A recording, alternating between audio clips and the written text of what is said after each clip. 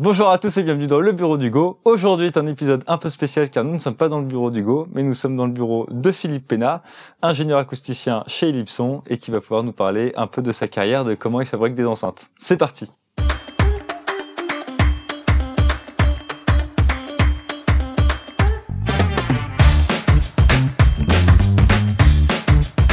Philippe, est-ce que tu peux nous raconter un peu comment tu es devenu passionné par l'acoustique et surtout comment tu en es venu dans ton parcours à faire des enceintes?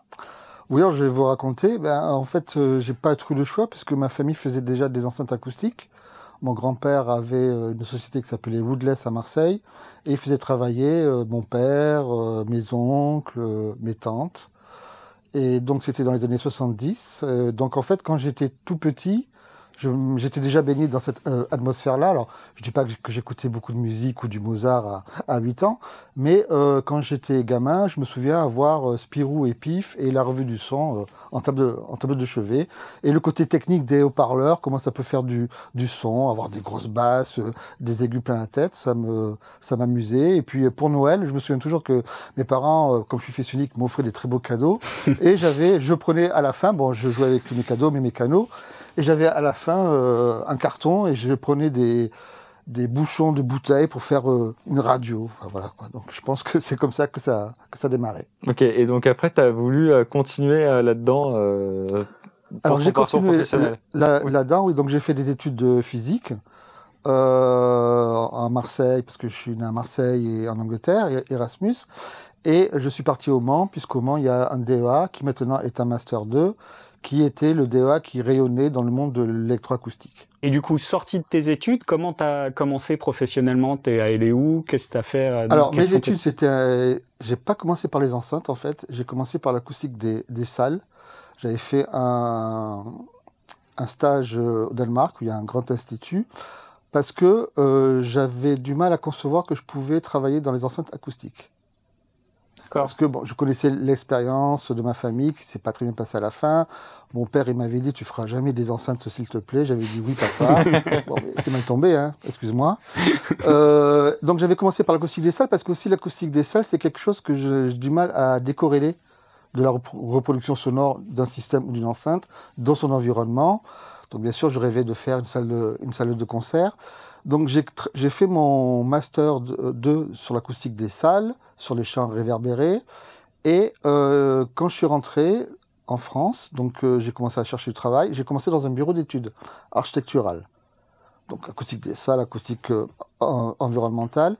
Et s'est présentée l'opportunité de rejoindre une société qui venait de démarrer, qui s'appelait Mosquito, qui était vraiment à l'état embryonnaire, où il n'y avait qu'une personne, le gérant, qui travaillait, qui faisait faire ses enceintes, sa conception par des amis.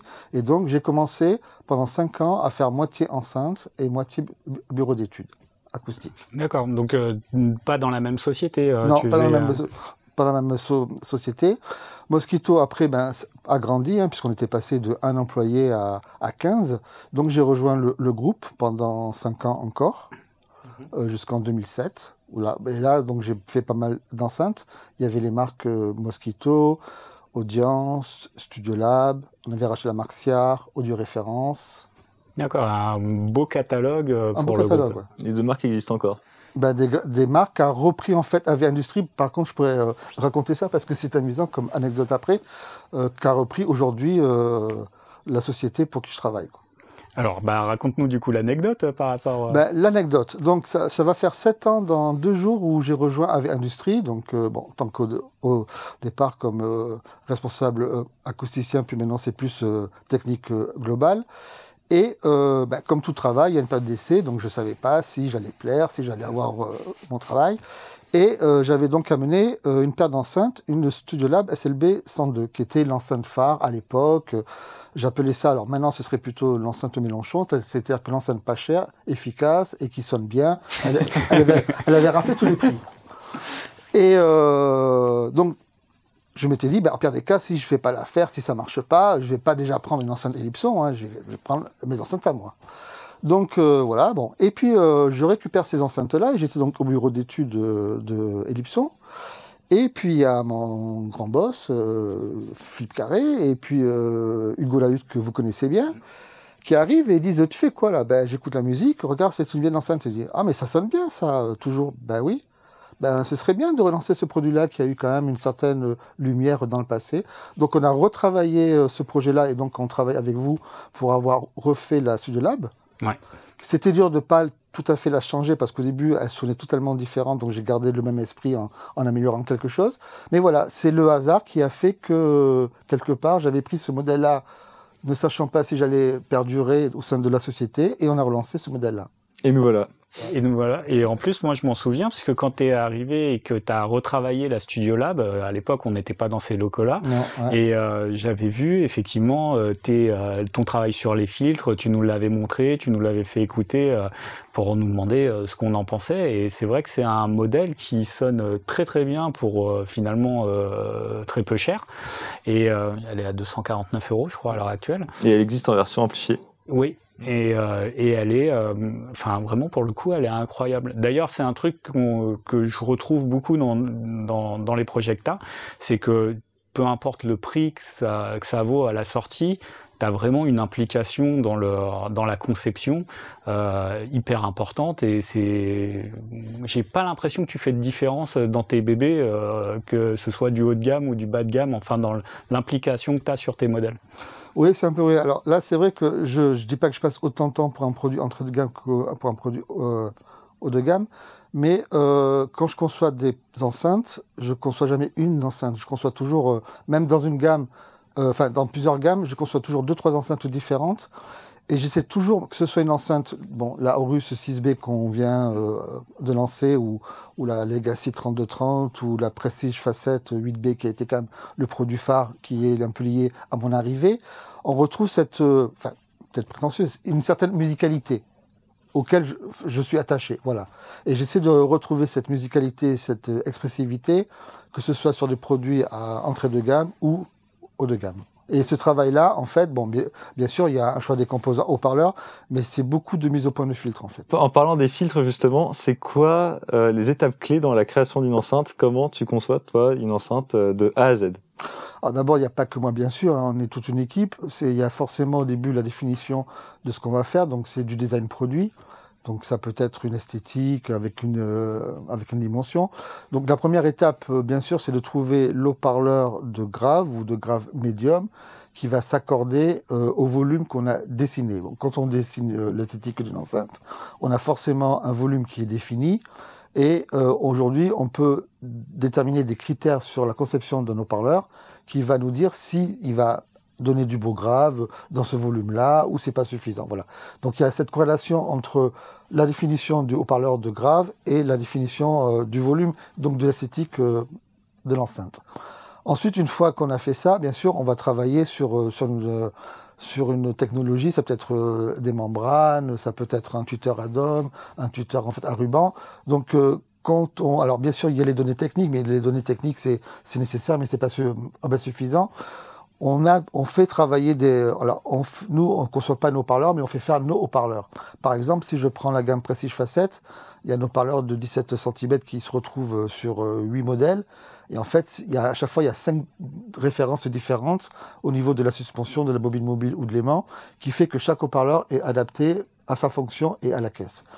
Donc, à partir de là, comment qualifier les haut-parleurs? On les écoute. En fait, une fois qu'on a bien sûr fait nos mesures et vu les données techniques, on les écoute sur un filtre basique, vite fait.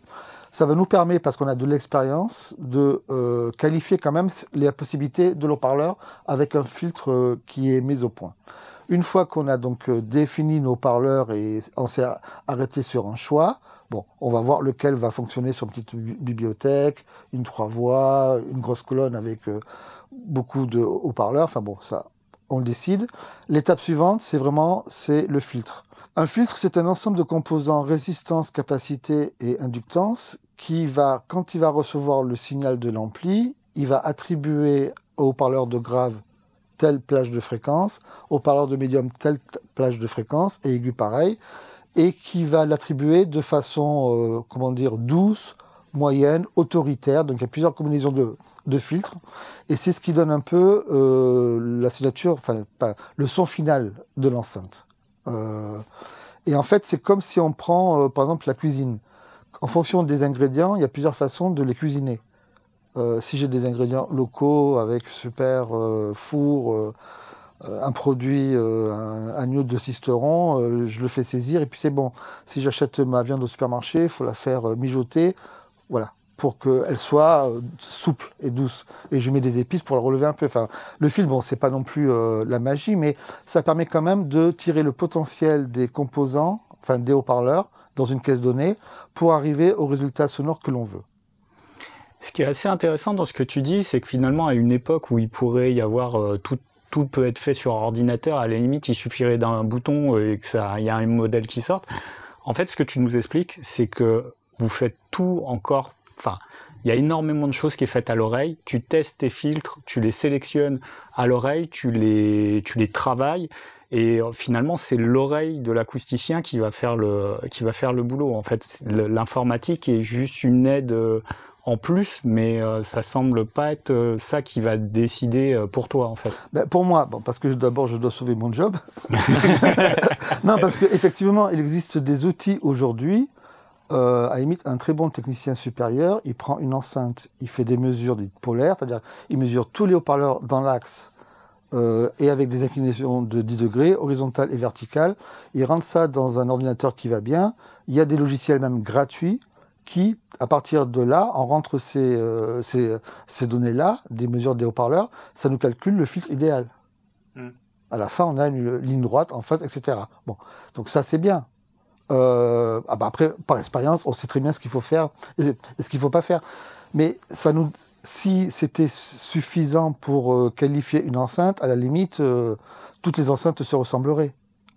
Ou n'importe quelle personne de niveau technicien sup ferait des super enceintes. Donc on apporte toujours quelque chose. Et puis le filtre, bon, il y a la qualité du composant.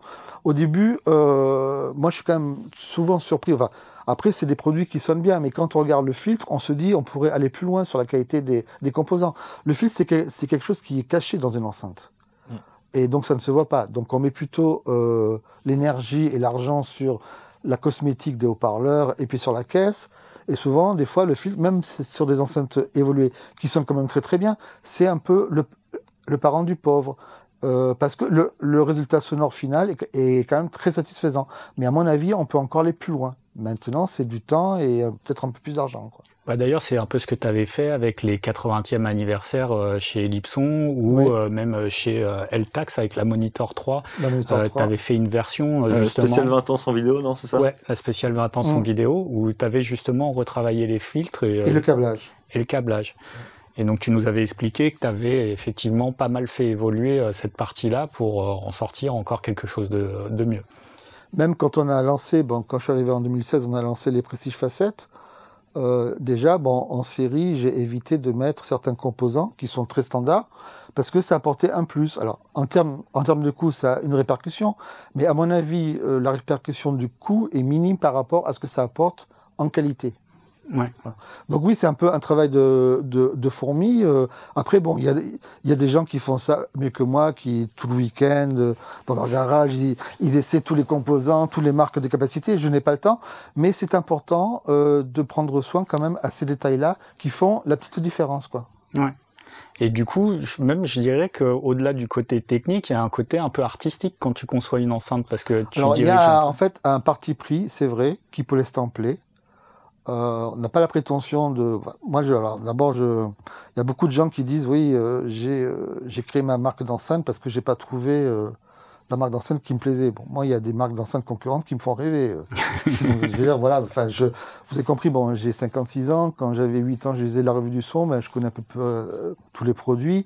J'ai bavé devant des marques d'enceinte, voilà, quoi. Mais moi, l'enceinte, elle doit me procurer quelque chose. Cette chose-là, peut-être des personnes ne vont pas être touchées, ou des personnes vont être touchées. C'est pas non plus, voilà, c'est quand même, c'est quelque chose qui reproduit de la musique, un son. Donc c'est forcément un parti pris. C'est pas non plus neutre à 100%. Et quand tu développes une enceinte, est-ce que tu prends en compte l'environnement dans lequel les gens vont écouter leur enceinte une fois qu'ils les auront achetées? Est-ce que tu prends en compte aussi ce qu'ils attendent en termes d'écoute?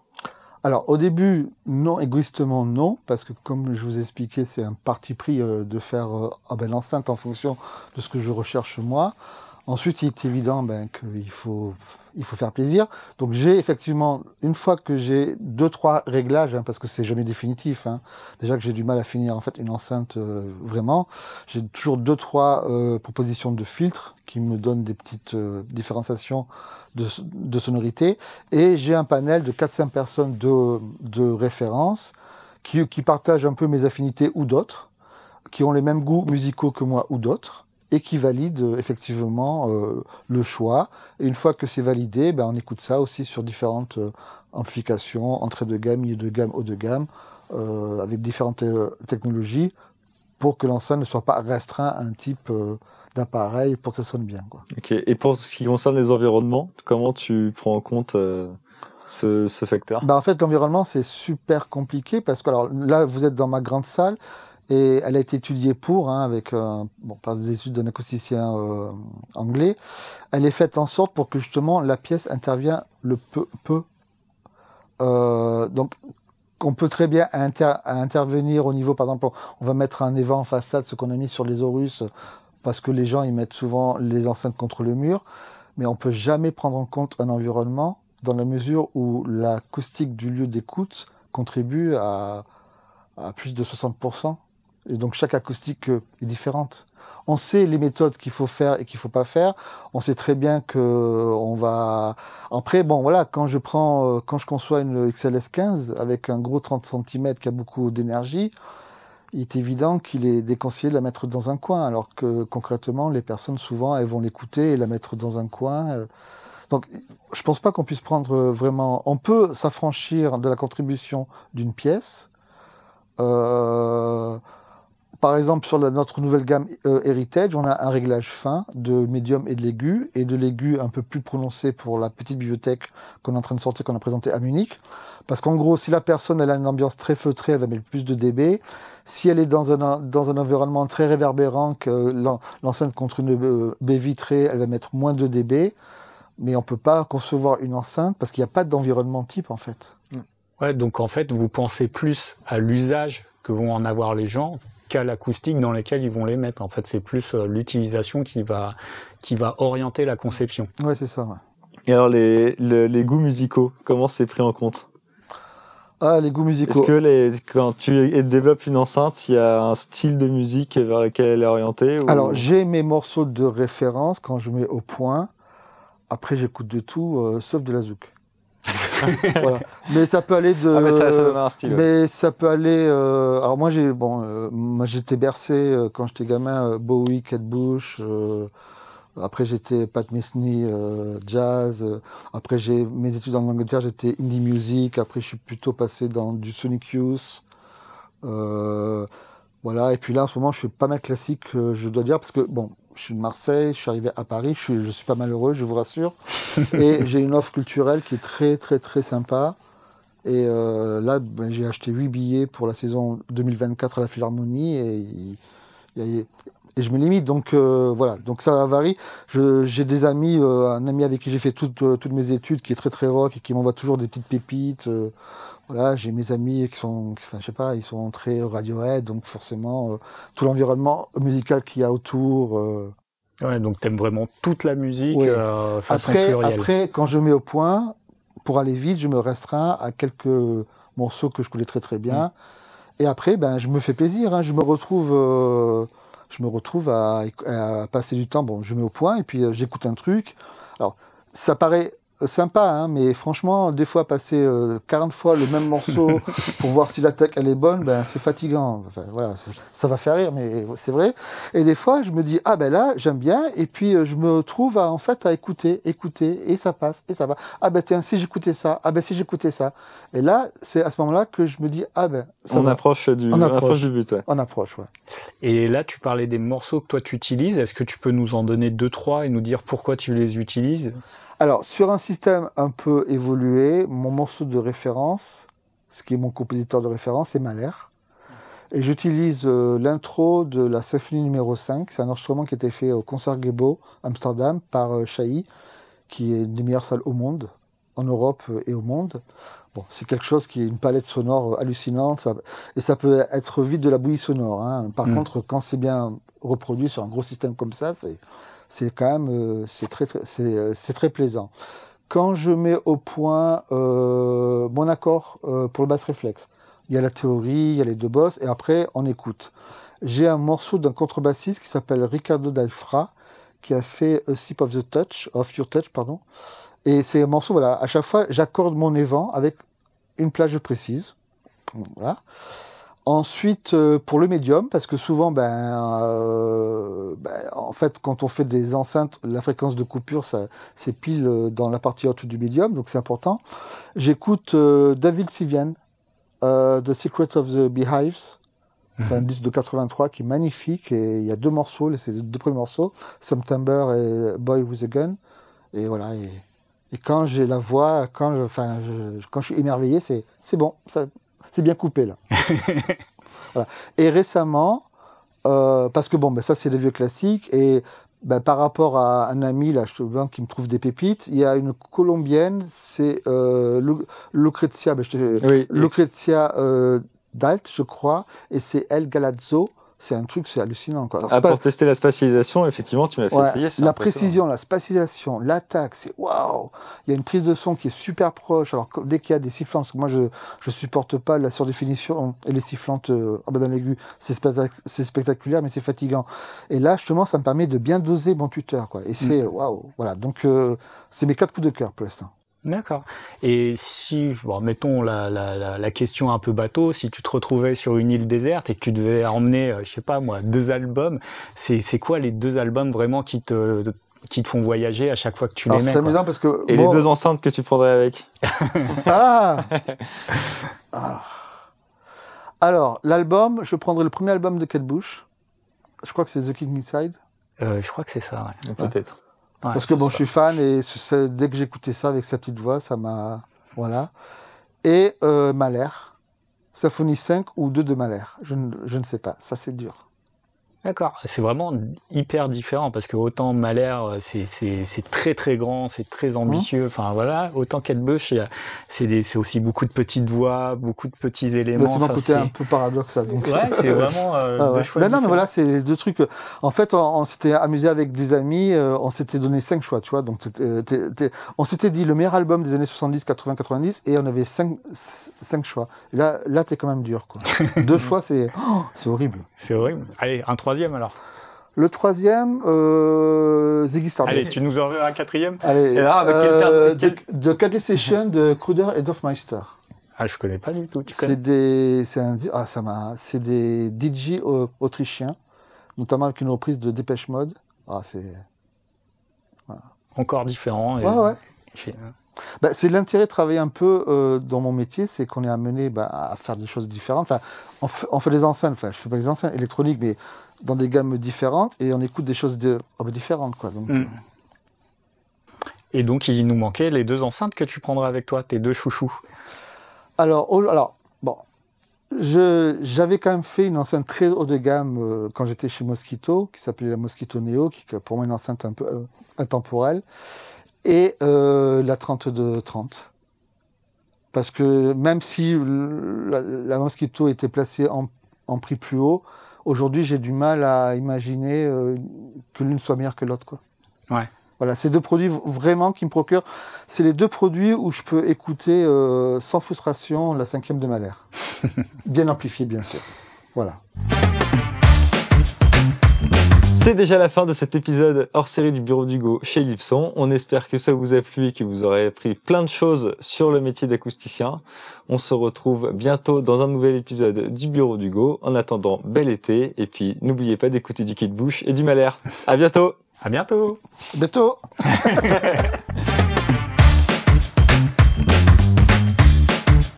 Excellent! Et voilà! Et voilà! En tout cas, c'est super sympa, écoute.